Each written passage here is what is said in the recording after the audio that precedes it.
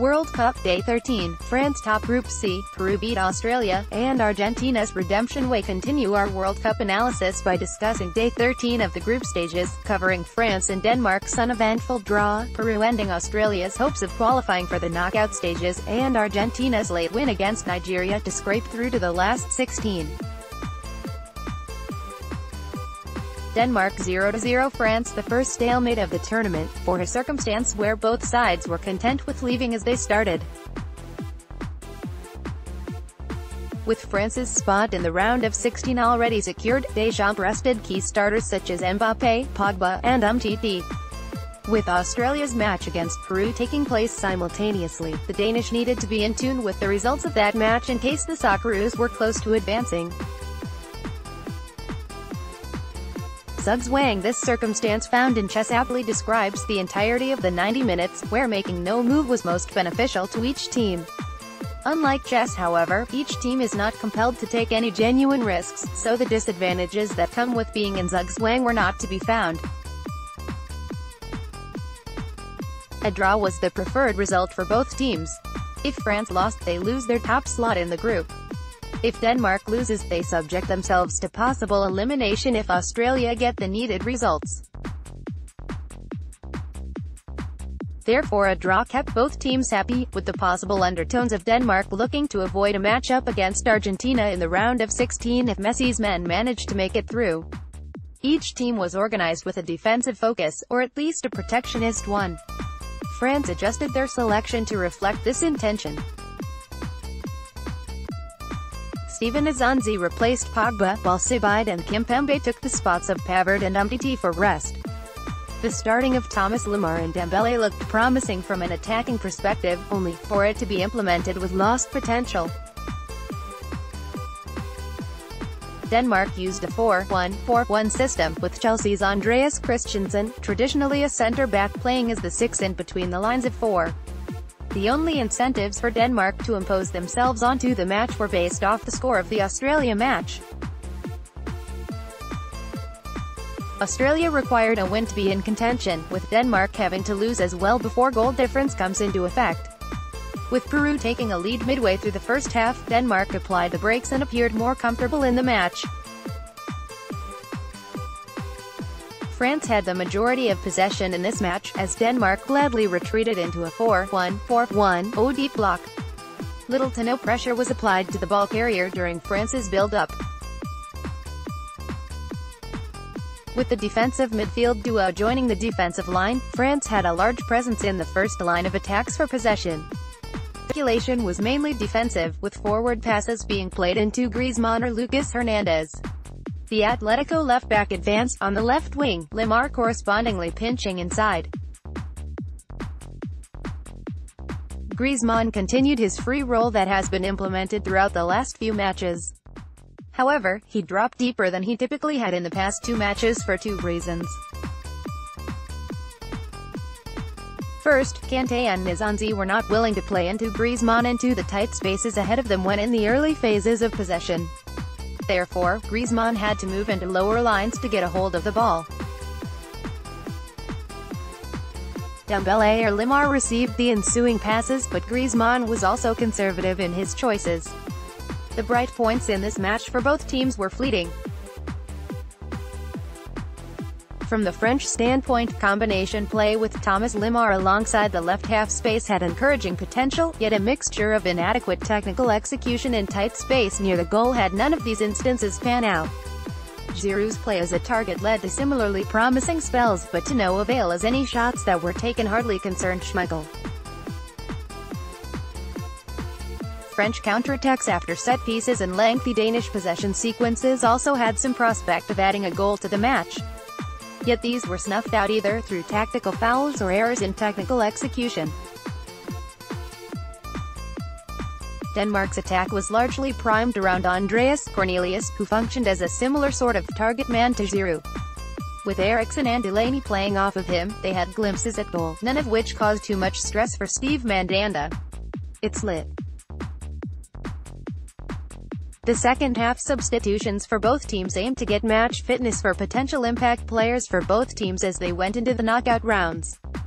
Benjamin Mendy played just under half at his traditional left-back spot, and Nabil Fekir joined later on in place of Griezmann. Fekir was the only player who showed any real aspiration toward scoring, hitting a couple of speculative distance shots that veered just wide. Mbappé got a brief run-out for the last 15 minutes to ensure he didn't lose much sharpness.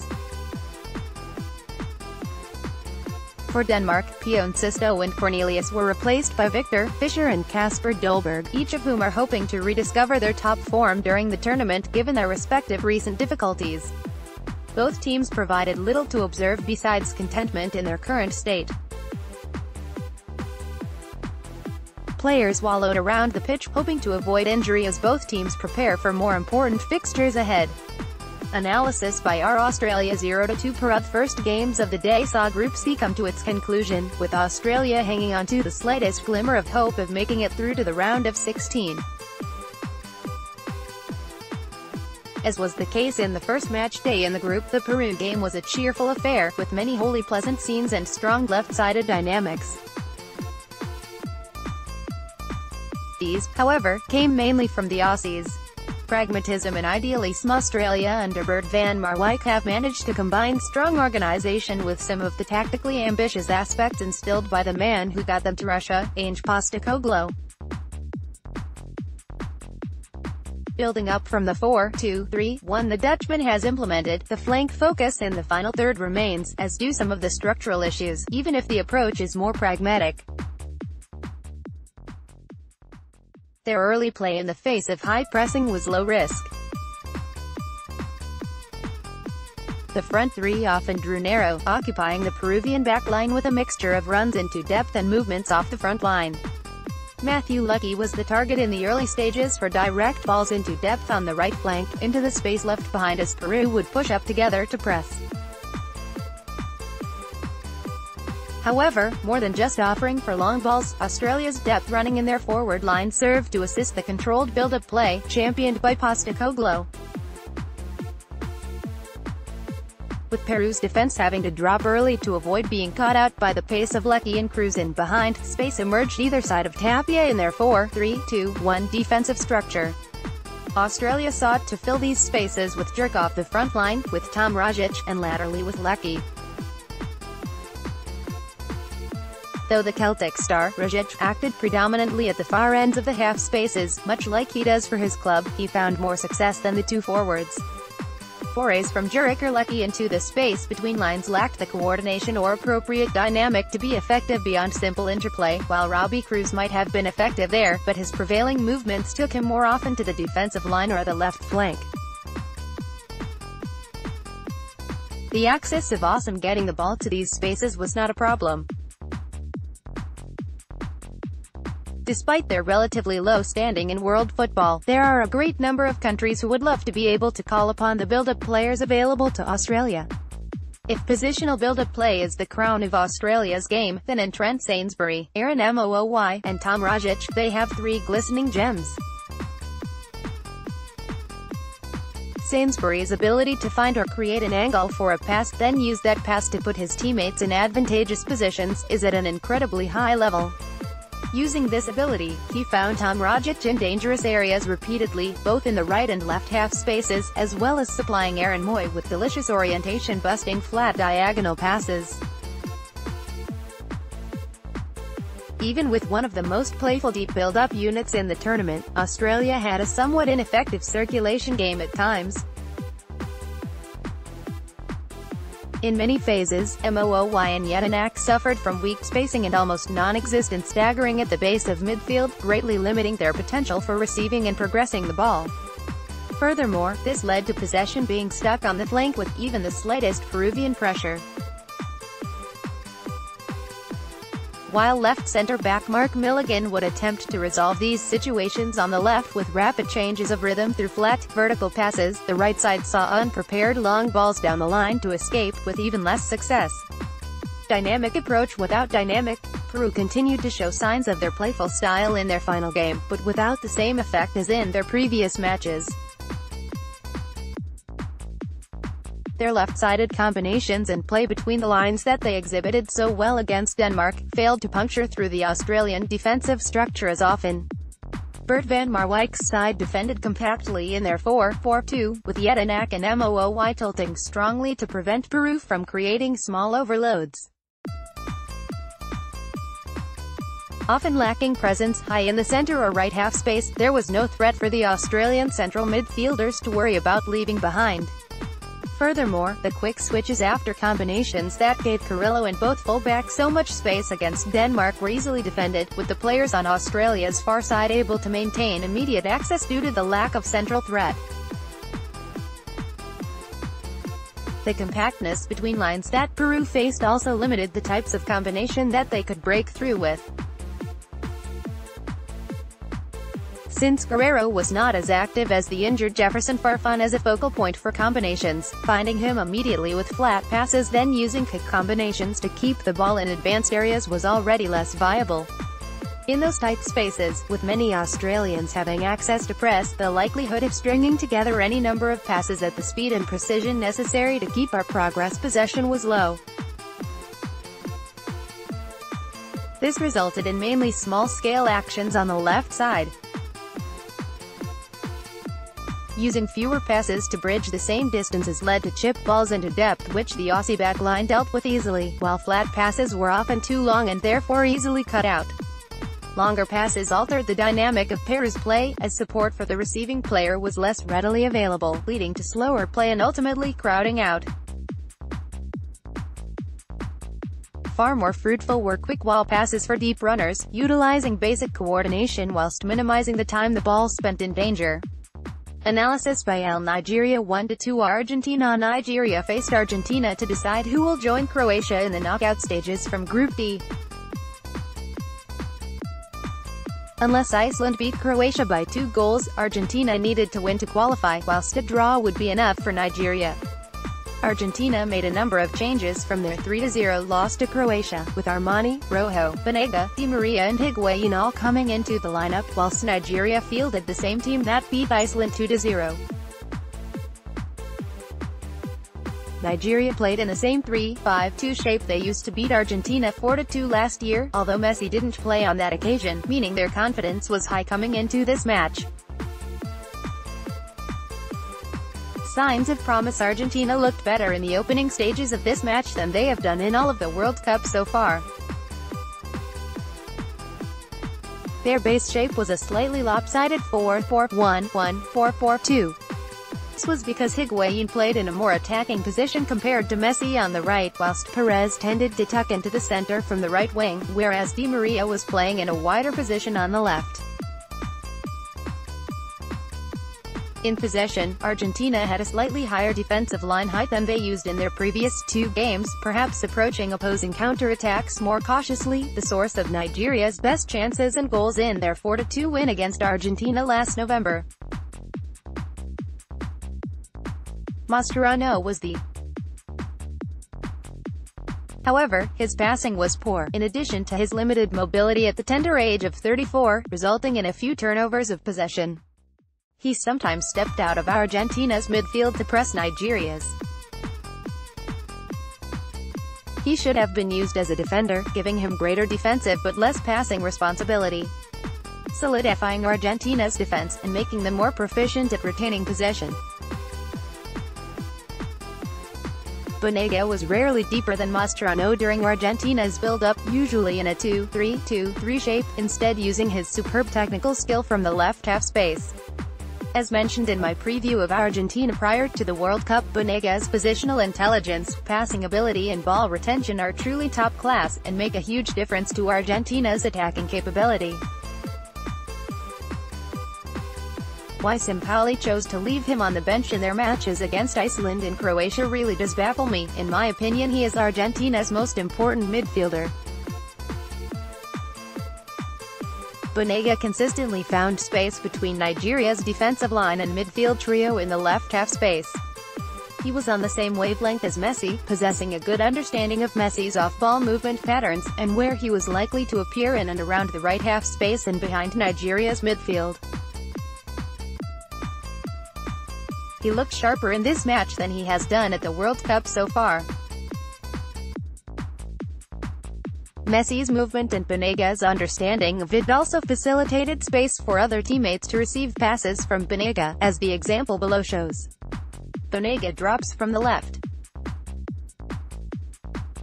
Messi's movement from the right half space to the center of the pitch attracts the attention of Nigeria's left outside center-back, meaning he follows Messi towards the center of the pitch. Perez moves into the position Messi was just in, and as a result of Messi's movement and occupation of the defense's attention, Perez has more space between Nigeria's lines to receive an accurate pass from Banega. Banega had the diagonal passing ability to find Messi, as his assist for Messi's goal proved, usually through diagonal passes. On the occasions that Messi dropped into central midfield to aid Argentina's build-up, Banega was often Messi's primary passing target in the left half space. The attraction of the defense towards Messi meant that Banega was in more space than he would have been if another Argentinian player was on the ball, and he could receive passes from Messi to progress Argentina's attacks. Messi's usual positioning in the right half space meant that Higuain was slightly left-orientated.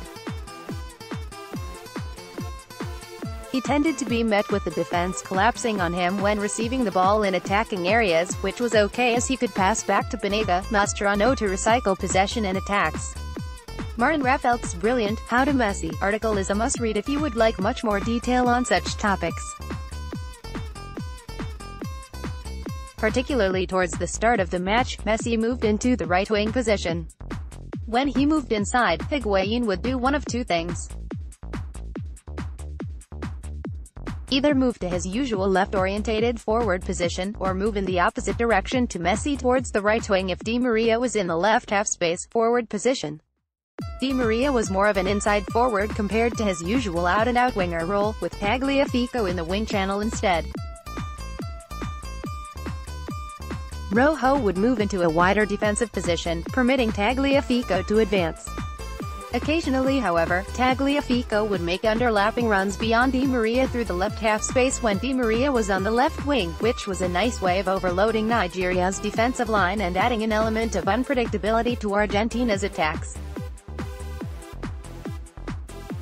When Di Maria was in the forward position along with Higuain, Argentina had much better last-line occupation in comparison to their first two matches against Iceland and Croatia, where it was usually just Aguero. This facilitated a greater amount of space in front of Nigeria's defense for Messi to operate in. Nigerian teams Nigeria's greatest threat to Argentina came in attacking transition. The dropping movements from their strikers, usually Iheanacho, and pace possessed by Musa caused Argentina's center-back some positional issues. When they dropped away from Argentina's defensive line, Otamendi and Rojo were forced to follow them and step out, but Musa and Iheanacho were not allowed to turn because of the pressure provided by Argentina's center-backs, and were instead forced to pass back to the midfielders. The Nigerian forwards tended to be quite isolated, making the progression of attacks difficult, and often leading to possessional turnovers. This was also the case when Idibo had the ball, usually Nigeria's most advanced midfielder, despite his strong ball retention. Nigeria's midfielders were physically stronger than Argentina's, which was also a problem for Argentina in their 4-2 loss to Nigeria last year. Despite this allowing Nigeria to regain possession in the middle phases of the pitch on numerous occasions, they commonly couldn't progress through Argentina's midfield and were forced to play long passes towards the forwards. Another reoccurring problem from their 4-2 loss to Nigeria that Argentina faced in this match was the African side's main orientations to Argentina's players during their build-up from Armani in goal. Similar pressing scenarios from their last encounter in this match forced Armani into long passes because Argentina's build-up structure wasn't sufficient enough to play through Nigeria's man orientations. Instead, Argentina opted to take long goal kicks to try and win second balls further up the pitch. Limited attempt to play out from defense perhaps again highlights Argentina's more cautious approach against Nigeria following their loss to them last November. Argentina struggled to play out from the goalkeeper against Nigeria last November in a match they ended up losing 4-2. Nigeria were revitalized for the spell of the match following their equalizing goal. The penalty, occurring after a mindless foul by Mascherano from a corner, gave the Nigerians extra energy, and they had better occupation inside Argentina's half of the pitch. Sampaoli had to make changes to score the goal that would take Argentina through to the last 16. Following Nigeria's equalizer, Pavon came on for Perez soon after Nigeria's goal. Pavon is another player in addition to Banega that should have played more than he has, being one of Argentina's brightest players at the World Cup so far. It bewilders me as to why Sampaoli hasn't picked him in the starting lineup for any of Argentina's group matches. Argentina's shape wasn't as lopsided with Pavon as the right winger because of Perez's tendency to tuck into central midfield when he was on the right wing. Not only did Pavon's runs in behind Nigeria's defense add a different dynamic to Argentina's attacks, but they also had greater occupation of Nigeria's five-man defensive line when Pavon, Messi, Higuain and Di Maria constituted Argentina's forward line. Nevertheless, Higuain offered little to Argentina's attack, moving lethargically for the majority of the match. Di Maria has been less influential and effective for Argentina at the World Cup compared to other matches under Sampaoli, whilst Messi played poorly after being substituted on. This collective struggle meant that Argentina labored when trying to find the required goal to qualify for the last 16. It was almost too congested in the middle of the pitch after Argentina's forward-minded substitutions. Because Argentina had to throw players forward in an attempt to score, whereas Nigeria were through to the last 16 with a draw, there were large amounts of space for Musa and Ayala to exploit when Argentina lost the ball, and were subsequently unorganized in defensive transition. Argentina were extremely exposed as the match went on, and were reliant on the individual quality of their defenders to bail them out, which was part of the reason they lost against Nigeria the last time they played, where they found it very difficult to defend Nigeria's counterattacks. Nigeria had a couple of big chances in attacking transition where Argentina were vulnerable, but they lacked the composure to finish them and confirm their place in the last 16. Conclusiona crazy Marcus Rojo goal won Argentina the match, sending Argentina through to the knockout stages, and Nigeria home after being minutes away from qualifying themselves. Argentina will play France in the last 16 in what is a mouth-watering matchup. The odds are against them, but France also haven't lived up to expectations in their performances so far, despite achieving better results than Argentina. It is a match Argentina are capable of winning. Sampaoli picks a good team and they play well. Pavon and Banega should be included after excelling in their appearances at the World Cup thus far. France's greatest strength is their attacking transitions. Will Argentina use an appropriate structure and possession that limits France's counter-attacking ability, or will their reliance on individual defensive quality be their downfall? Let's hope Messi and co. can build from their performances so far and take the game to France on Saturday. Analysis by GT. Article von GT. Twitter, @GeorgetteMSFTBL, email, gt@spielverlagerung.com.